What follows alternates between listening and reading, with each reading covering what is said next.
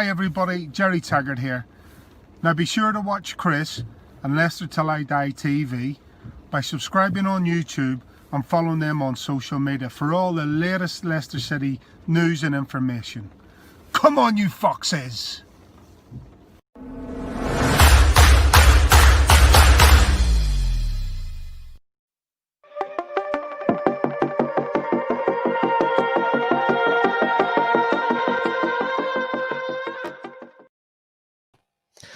Hello, good evening and welcome. How happy are we? What a night, eh? You weren't expecting that, were you? You weren't expecting that. Well, I wasn't. I don't know about you, and I don't think there would have been many people that would have. Hope it's working tonight. Just to let you know, we are expanding tonight, not just my waistline either, although I am getting further away from the table. But tonight you can catch us live on the Facebook as per normal, or if you've subscribed or you watch Leicester Till I Die TV on our YouTube channel, we're also going live on that now. If you signed into YouTube, it should bring your name up on the comments. If you're on Facebook, sign into StreamYard. As I keep saying, it's free. There's nothing to download, and we can see your name. If not, stick your name at the end, and we can always give you a shout out. And it's lovely to give you a shout out. So for those of you that I'm sure there's nobody there that didn't know, but do you remember what the score was tonight?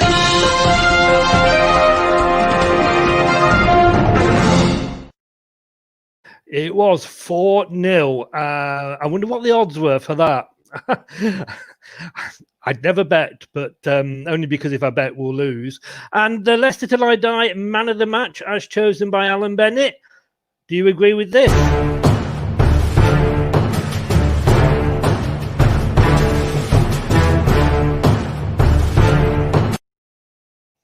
Kelechi Iheanacho, man of the match. 2 goals. He impressed me. He was getting good reviews on the telly. Even Mark, my European co-presenter, actually had to comment that he had a good game. I wonder if he'll come on and actually say that in Facebook. Somebody there definitely already saying, good evening, Facebook user, saying Madison. I mean, they all had a good game. I mean, Alan Bennett, who does the man of the match and the team and manager ratings, he gave the manager 10 out of 10. I think, again, you looked at the starting lineup. Maybe you're thinking no Vardy, but, you know, the games are coming thick and fast. So he did the right thing. He gave him 10. He gave the team 10. And I'm just laughing at a comment that's come up. You'll see in a minute. And that one's just for Brad. And he gave the team 10 for the performance. It was a great all-round performance. And Nacho is man of the match. I've got a hi, Chris there. Hi back, Facebook user. Not sure who you are. Defo Nacho. Sounds like something rude. Defo Nacho for man of the match off that one. Brilliant game, says Facebook user. Another hi from Facebook user there. Gentlemen, ladies, if you do sign in on Facebook to StreamYard, again, free, you don't have to download anything. That's what you get. We can see Luke's lovely face there. Evening, Chris, another fantastic performance. I hope you mean the match and not myself. We will see at the end. But good evening, Luke. And this one here, and I've got to put this one up for Brad. Perez, man of the match. And I can see his reaction to that, and I actually put on my notes, because I make notes as we go through the game of things to talk about. I've got even Perez comes on. And we've got here, evening Chris, evening Justin. I does 3-1 and it was 18-1. Well, 4-0, you know, it will probably be up there in the 30s. And again, somebody there said, I said Nacho, don't know who. Carl Mulaney, good evening, Carl, how you doing?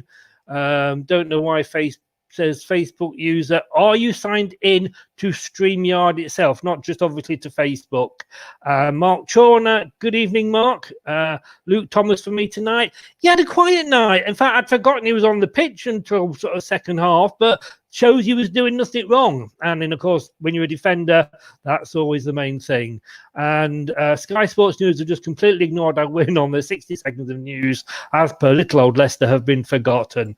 And I tell you what, on BT, I've got to give it credit to Savage, and I know Savage is a hate figure, but probably even more than Perez, but he was actually giving Leicester some very, very, very good comments, and we'll probably go through a lot of those later on tonight. That'll be it. I'll try now. I presume that was Cole from earlier. Anyway, he's been waiting patiently, fuming at the thought that Perez might have been nominated as man of the match. I can see the big smile on his face, and I think it's a smile of disbelief. Let's bring him in. And great. Good evening, Brad.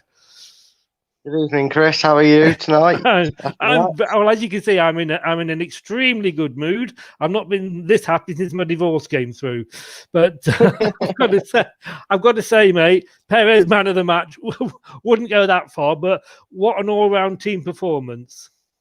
Yeah, it was, and it just keeps showing again just the development of the squad over the back end of last season, and you know, we're finally seeing come to fruit exactly what Rodgers as a manager and these players are capable of when they work together. And another key point, I mean, I've been seeing a lot of videos go up and all sorts, as you know, we talked earlier, and there was a lot of consistent key that fans were starting to make, and I was one of them that's been saying it for a while now. And even Rodgers has come out and hailed the depth of his and quality of his squad, and it keeps showing, because tonight was another case where we needed to manage the players with injuries and players just coming back. I think maybe a couple of seasons ago, if Evans had a slight chance of playing for maybe a half, we would have risked him tonight had it been needed. And it shows with what we've brought in and what's already existing there. You know, we can give players an extra week for for their safety and ours, to make sure they're definitely 100% back and match fit ready, and it's good to see. I've said before, you know, I've always sort of thought, you know, when we've put out second string teams before, you know, you remember a couple of seasons ago under Puel with the two cup games. Exactly. But even, you know, going further back, we've never seemed to put a second string team out that's done well. We're now having to put the second, even sometimes the third. And, you know, you look at today's game and, you know, there wasn't a player there that hadn't at some point played first team football. And when you started to look at the bench, was like a couple of names I hadn't seen before, or certainly anywhere near the first team. But then, you know, Mendy didn't have to come on. Vardy didn't have to come on. That in itself says it all. Yeah, it does. And I think there's a bit of a difference. I don't really think that the players we've got, from what they've clearly shown in these opening, 11 or 12 games now competitively we've played. Something like that. If you include it in all competitions, what we have proven is they're not really a second team. I wouldn't call some of them, you know, them group of players that aren't as regular in the first team second players, because they're proven they're just it's just a combination of a full squad. Because I don't think throughout, and obviously you have to manage the games, but you're managing your players well in their recoveries, and you know, as we're seeing now, Cengiz Under's getting more minutes. This time it was a start that he's come off again, so again that's more time and more key, you know, showing that he's getting ready for that first team. And I can see him starting against Wolves, because if we're to match Adama Traore, he's definitely got it to do it. Yeah, and I know, you know, we touched on Rodgers before, and are we these days? And like I say, I'm an old bugger, and years ago, managers would come in and they would be given time to develop a team. And you know, you look now, and Rodgers is, you know, probably not doing an awful lot different to what he's done before, but he's had time to work with the squad, and he's being given the time that, you know, let's be honest with you, some managers aren't. No, that's very true. I think he's got to be coming up to, if not the longest serving Leicester manager since we've returned to the Premier League, you know, because we've actually gone through a lot more than we probably think, and they've not had as long stays.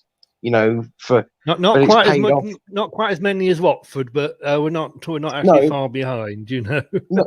no, true, but none of them, despite maybe Mm. how shocking they were, and you know the cloudiness around Ranieri's, we're not on that now. With that, that's all the past. But my Yeah, point is, they were sacked and replaced at points when they stopped doing what it was they were doing so good, and we all have to remember with that one, we was in the bottom three. It was yeah, just so shocking on the back of what we did. You know, Shakespeare proved that he's a nice number two, but he's not. Even though he knew the players, he didn't quite have the tactical side of it. yeah, You know, Puel was not. His football wasn't entertained at Leicester. yeah, His ideas were there. You could see yeah, behind it. So we're seeing it, as I stated in the early days when we did like the videos. You know, when we did the Blackburn game and the first couple of games. Whether you like it or not, he was the one that started our development from within by blooding youngsters. yes, So even though yeah, they've all played their part, when their time came to an end, it came to an end on the fact that the results stopped happening for them. And yeah, with Rodgers, he's now taken that over, and what he's implemented is working, and he's getting the results. And long may it yeah. continue. And I mean, going back to the game, I mean, kicked off 0-0. We were both. It was looked on paper that this was going to be the strongest game, or the hardest game, I should say. And at the start, and you and me, and I've been taking the piss out of Man United all day after last night's performance. But my Yeah, God, yeah, did we start? I mean, that first break that they had, it was like it was a carbon copy of that Man United. I mean, had that gone in, we were lucky. I think we got away with that. yeah. But that probably proves just the difference between us and teams that we're supposed to be fighting for this European spot with that aren't doing as well. And it clearly shows that things aren't all right at Manchester United, because the difference is we dealt with it. We Yeah, got caught out, but managed to make up for our mistakes. And we weren't 100% perfect tonight. That's not, we tried to take the blue tints off as best we can on this channel, and mm, there was some frustrating moments out there. I saw Madison get a bit frustrated at times with Iheanacho with his lack of awareness, maybe, or yeah. his But he was on a natural. hat trick. And that, He was on a yeah, hat I know. trick. Yeah, I natural wouldn't have breed. passed to Madison if I was Nacho in that No, position. I've got to be but honest with you.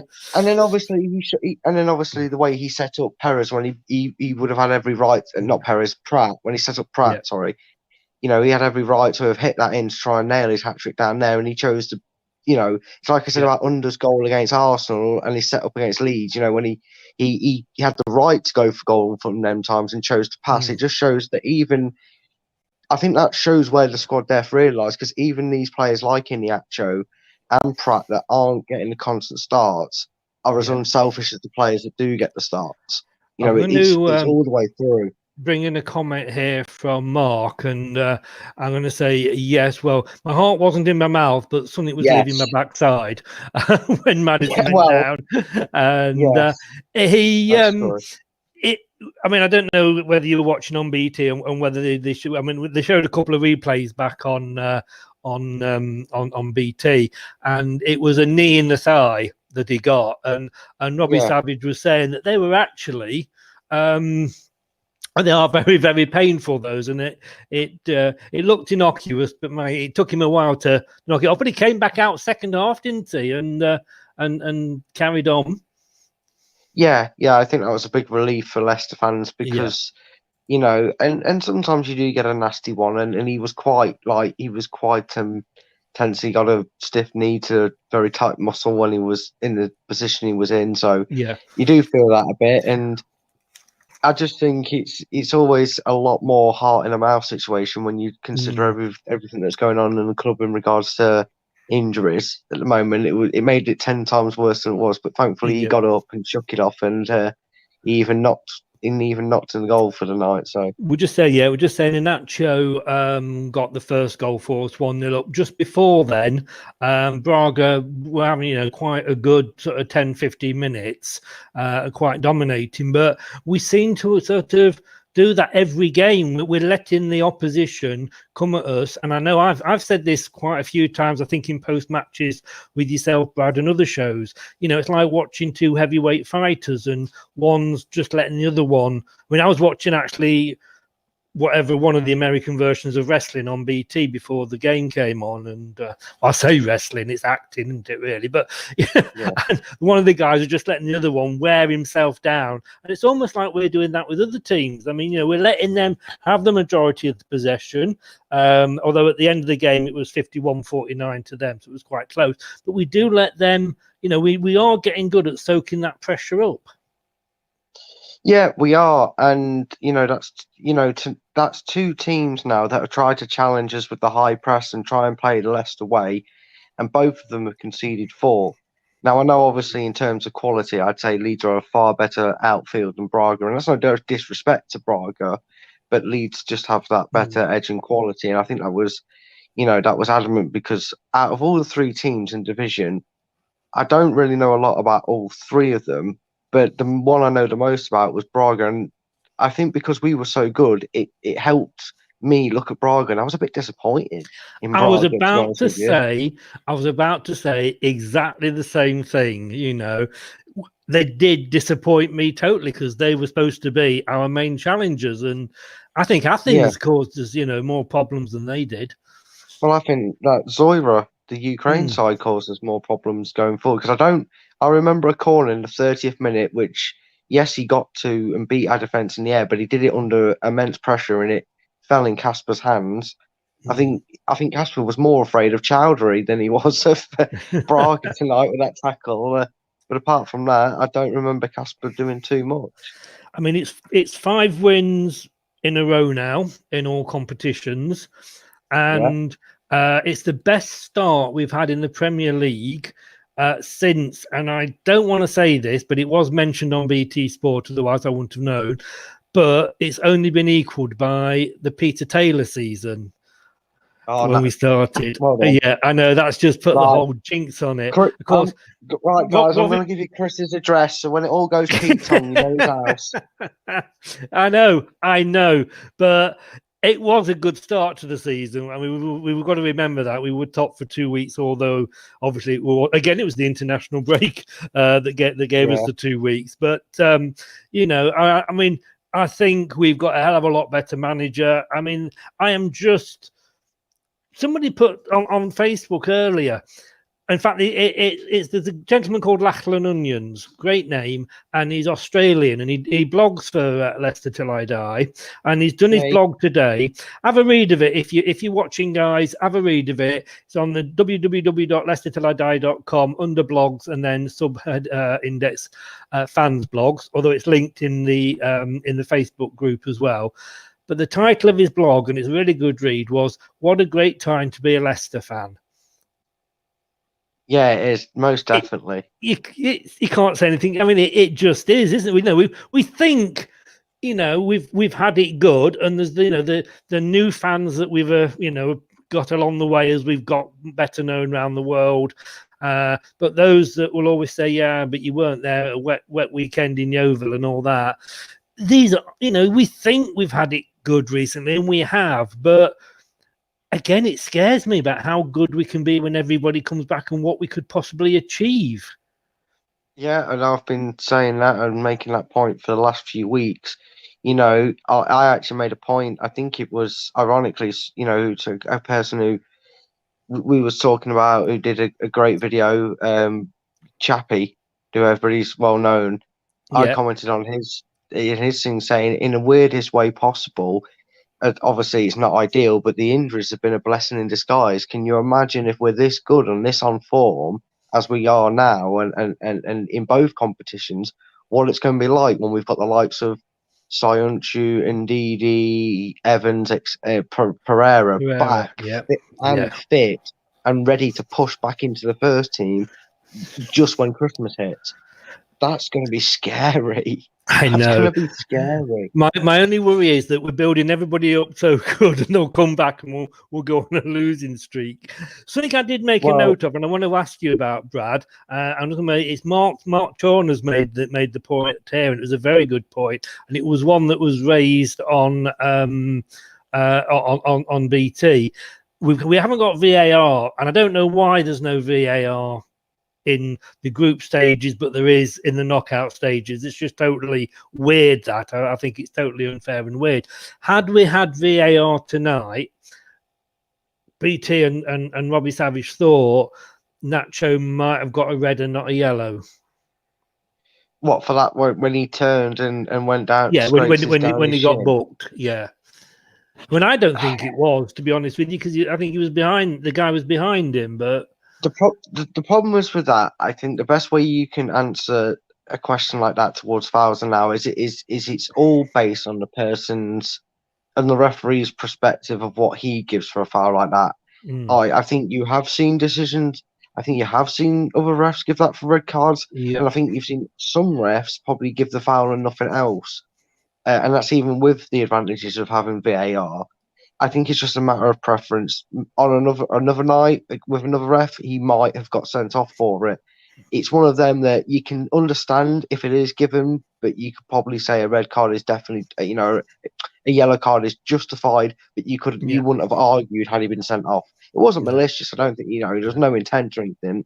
I think it's all dependent on the personality of the referee. Would he give that? If 9 times out of 10 he's given a yellow, you're going to see a yellow card there. And I think a shout out again for the ref tonight. I thought the ref had a decent game tonight. Yeah, he did. I mean, I didn't always get the pleasure of all the replays because I didn't see the one good thing to see more from our lot. I thought they were a bit whingy, but that's probably because the result wasn't going the way they were hoped and how aggressively we were playing when we went forward. But none of our players seemed to get a harsh tackle and whinge too much. The odd arms were up in the air when it got a bit frustrated and they felt they deserved a foul. But for the majority of the tackles, they were fair and the referee. And it was nice, and I think we see it a lot more in at least Europa League, or at least from the games I've watched with Leicester, that the referee maybe doesn't fall for a soft free kick, and he'd rather let play go on. Yeah. Because both teams had a few times they went down a bit, maybe a too easy, and in the Premier League they would have maybe got them free kicks. It's nice to see refs being a bit more sterner. And I'm gonna have my rant now because it does annoy me. I mean, I've yet to see Maddison do a really, really good corner. I can't seem to sort of, and maybe I'm being unfair there, and it's wrong to criticise when we've actually gone out and won a game 4-0. But again, twice today from corners, it ended up back with Schmeichel. You've lost all advantage. It's gone all the way back to the other end of the pitch. And all right, we've still got possession. Then, 9 times out of 10, Schmeichel kicks it out when he kicks it up anyway. I do get annoyed about that. I mean, it's not the best sort of statistics, but it's something we've not been good at for a while. In fact, no. If I'm being perfectly honest, I think the one time we was really consistent, it was a certain Steve Guppy was on that duty. Yeah. That's when I remember as being really consistent in the air. But then he had the likes of Taggart, Elliott, and Walsh aiming there. Whereas he's missing Sayonchu, and I am not taking this away from Fofana for a second because he's got a hell of a leap, but he does not have the natural height and a build to challenge them balls like the likes of Evans and Sayonchu can do. But I think sometimes, as Leicester fans, you're so eager to see us get a headed goal that maybe we look at the opportunity that we kind of plan 2 stages ahead. We put the ball in on a gamble. If we get in front of it, or get something on the end of it, great, we get a goal from it. But we then also have the ability to make sure we're first out loose ball and we can instantly recycle and start an attack and drag them out. Yeah. Because I think tonight, another quick point on the way we played tonight and the fact that I think Braga tried to match us because, Leeds did the same on Monday, and that's twice, obviously, that we've, played a team that's come at us. I think them 2 performances show it's a long way this squad's come in such a short space of time and is continuing to improve, because the last team that came at us and tried to match us and our style of play, West Ham played us off the park when they pressed us, and the last 2 teams, Leeds and Braga tonight, have done so and conceded 4 at their own fate, because where we was bad, we recovered. when we had our bad patches, which wasn't many. I'm not saying we No. were bad, just to clarify it. But when Braga, who were bad for most of that match, we picked them off. And I think that, against West Ham, when West Ham were trying to press us like that, they played us off the park. So it shows where we've come just in that space of time, let alone since the end of the season. And that was something that was something that was nice to see tonight as well, that we can adapt and change so well, because when Braga had probably 5 minutes in total of decent football, they still didn't get a decent shot away, because we went, all right, you want to try and come at us quickly, well, we'll switch to defence mode. I apologise it was there great for to see. sticking you into full screen. I've had a cough, and hopefully that you didn't hear that. We're taking myself off the screen, but No, it's all right, mate. it's I know you're used to noises coming down the down my wire at you. But we started the second half, and for once it was us that went out and got that early goal. And maybe we're learning from our mistakes for once.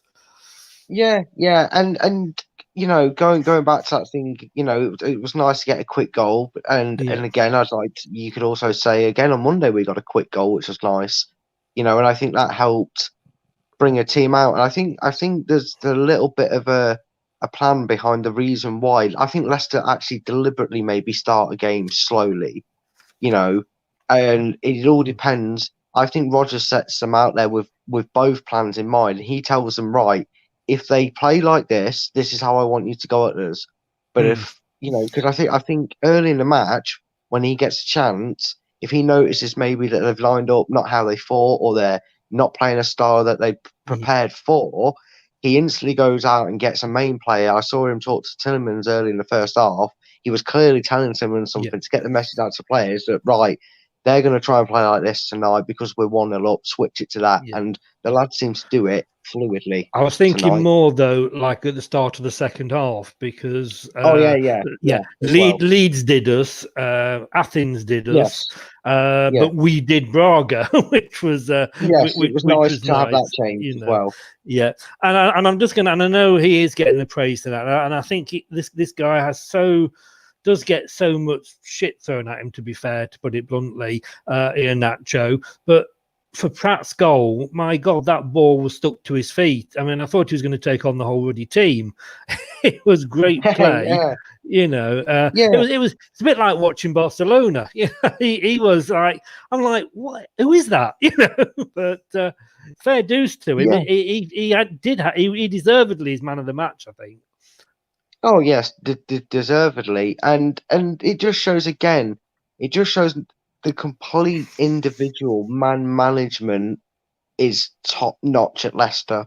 Whoever's doing it, whether it's purely Brendan Rodgers or if it's the entire staff that work with players individually, you can see more this season. And I know maybe at the start it didn't look like maybe he'd taken a small step back, but it's clear to see that Rodgers is telling him and using him in a way that suits Iheanacho. He's gone, right, you can't be partnering Vardy, you can't play him behind like other managers, because other managers try to use him as a straight up replacement.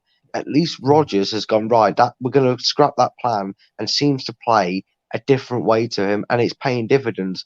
Because why he's still not getting ahead of Vardy, because he's not going to get ahead of Vardy, because unfortunately for him, he's playing against one of the top strikers in the Premier League. And that's not me being biased. That's just now a stated fact, right? That he is.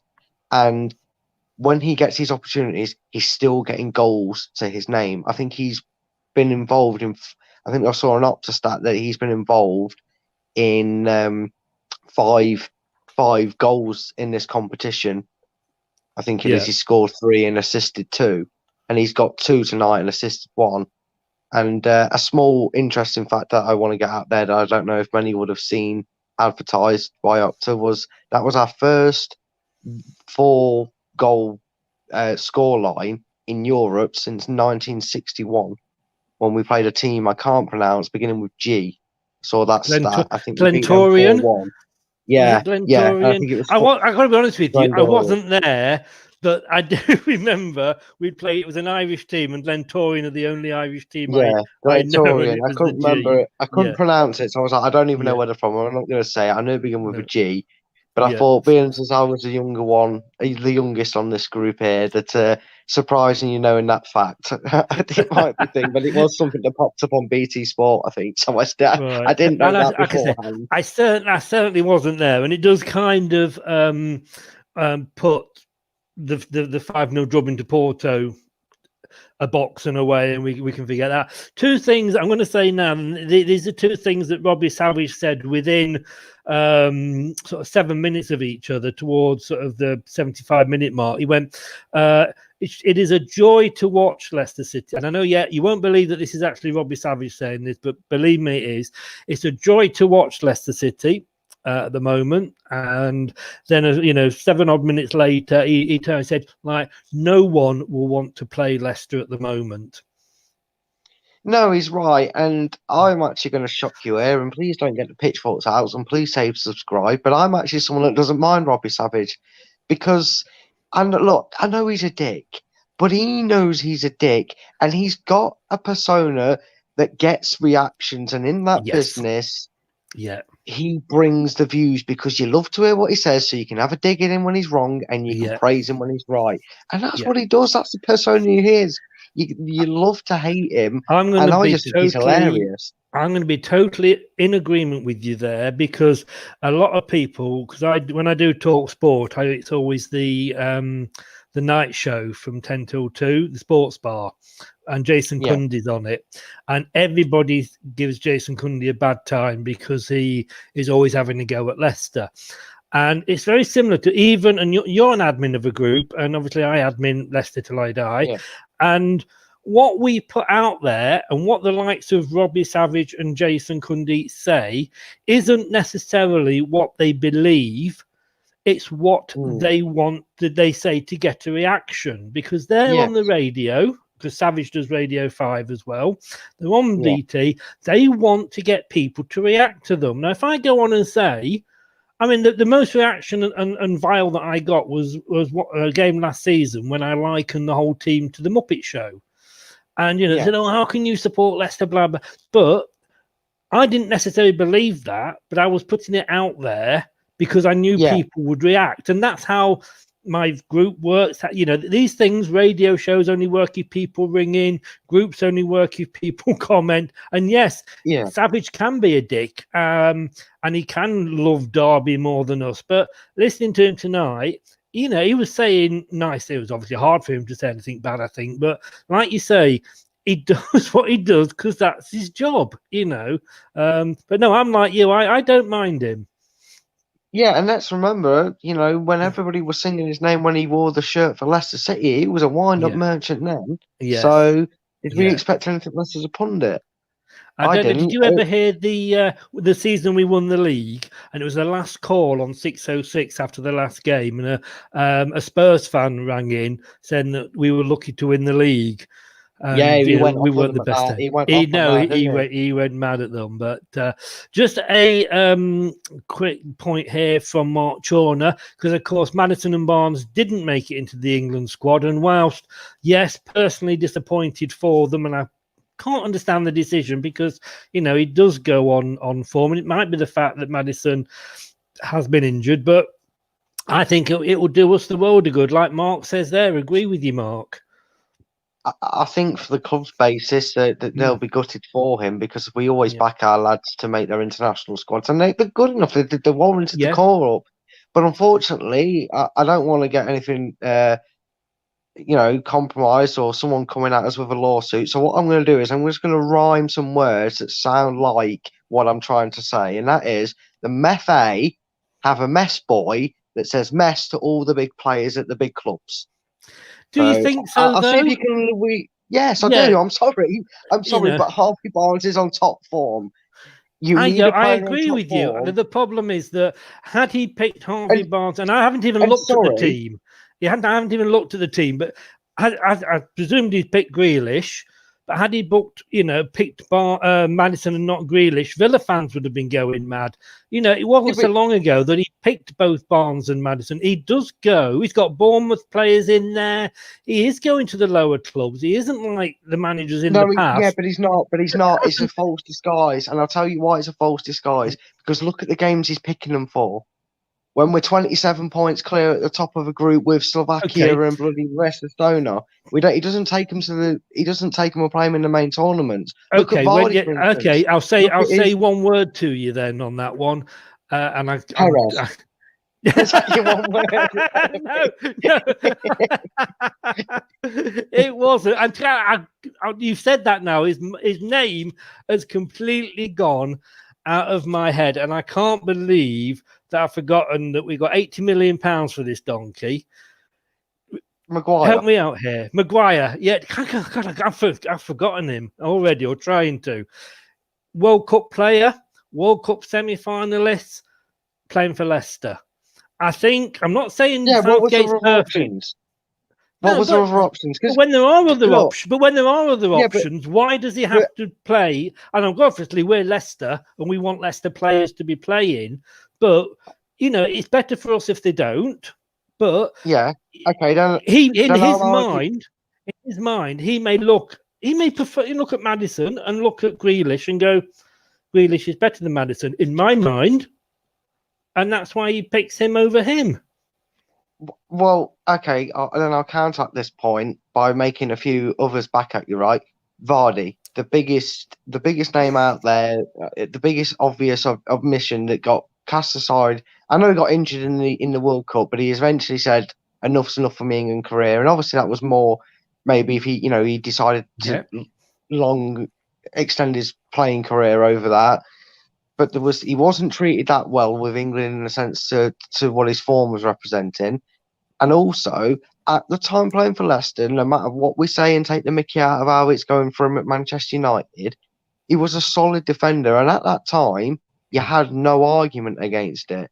No. Here, let's remember, I mean, I'm not the biggest follower of all the other clubs, right? I keep an eye on the results, and I know they've got their own injury problems. Can someone tell me how Foden's got in a team? When he should have been in it last season when he was playing regularly, but I don't know. I haven't heard his name splashed up on the headlines every week for Man City. What's he done to get warranted? I mean, technically on form and for minutes on the pitch of this month of football, while Maddison has done well and played well when he's come on, Grealish has played every minute for Villa, I believe.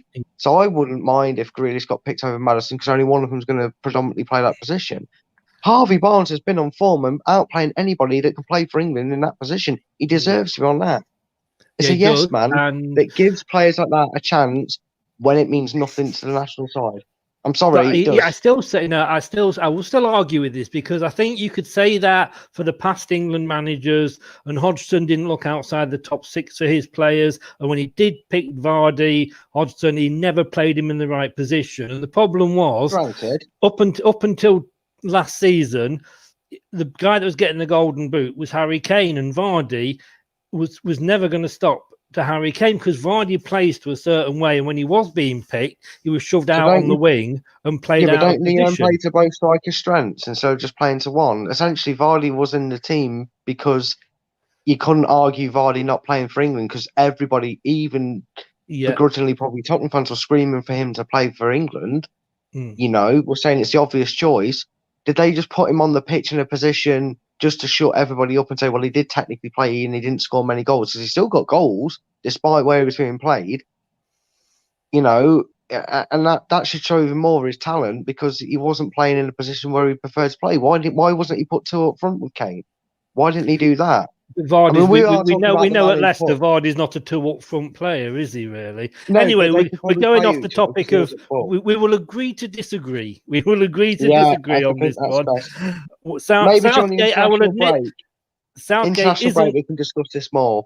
Yeah, Southgate isn't 100% great on this, and he has his faults, I agree, but he has in the past picked players from other teams or that aren't sort of one of the so-called big six. I'm just grateful. The last thing we want is Maddison going off like Soyuncu did, and if let's say he is picked and played, and we injured when he's just coming back for us. But hey, this is football. It's all about opinions. and we've had a good chat tonight. So I would like to thank you for joining us, Brad. I'm afraid we haven't had your biggest fan join us tonight. I don't know what she's off doing, but maybe I could tell you, but we get in trouble. This is why we can only see you from sort of the neck upwards, is it? Hey, now, behave. Anyway, thanks very much, Brad. We'll see you again on Sunday. Yes, you get to see my ugly more and more, folks. It's 4 times this week I've seen you more than I used to see my wife when we were married. Thanks for joining us, and I'll see you on Sunday night post-match when hopefully we're going to be talking about another Leicester win. Hey, maybe we were talking about how we're top of both leagues. Who knows? Hey, it's Liverpool top, I think, aren't they, at the moment? So top by a point, yes. And I think they've got Man City. That would be nice, wouldn't it? That would be nice. But take a draw there, and we go and win against Wolves. Who knows? I don't want to jinx it too much, but why not? No, let's be honest with you. I'm always one of those, when you're at a match and you're picking on a player of the opposite team, and I'm always like, shut up, he's going to go and score against us now. But thanks for joining us, Justin. Night, take care. Brad, thanks very much as always. It's great we don't agree on everything, and as long as you realise that I'm always right, we'll be getting on fine. Yeah, as long as you're right, as long as you remember when you say that it's opposite day, we'll be all right as well, mate. Hey, Brad, thanks as always. Really appreciate it, and I enjoy doing these with you. I shall see you on Sunday. Too, mate. Yeah, stay safe. I'll speak to you Sunday. Cheers. Well, everybody, yes, could we go top of the Premier League and be there for the international break for a couple of weeks? Well, we'll find out on Sunday. I think it's a 2:00 kickoff, something like that. I'm not sure, but it's afternoon. It's not pay-per-view. That might actually even be going. So it is a normal Sky, if you've got Sky or whatever way you decide to watch it. Thanks very much for joining us tonight. Before post-match on Sunday, tomorrow night, 7:30, it's the opposition view with a Wolverhampton fan. I've got a Wolverhampton fan lined up who, of course, played Braga twice last season, and of course, were probably the most recent team that's actually been in the Europa League and not had it affect their game too much like it did for Burnley and other teams in the past. So 7:30 tomorrow, YouTube and Facebook, and we will be on here talking to the Wolves fan. If you are watching this on Leicester Till I Die TV on YouTube, please give us a subscribe. If you're on Facebook, get onto YouTube, search Leicester Till I Die TV, and give us a subscribe as well. But we are everywhere. We're on Facebook, Twitter, Instagram with Brad. Twitter's at Leicester Hey, wherever you want us, we're there. Thanks very much for joining us, guys. Thanks for all your comments. Couldn't do it without you. See you tomorrow at 7:30. Take care and stay safe.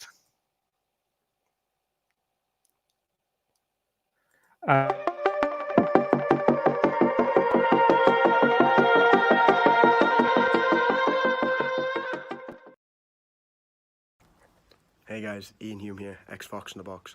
Watch Chris and Leicester Till I Die TV and follow them on social media for all the up-to-date Leicester City news and information. Cheers. Shut up and sit down.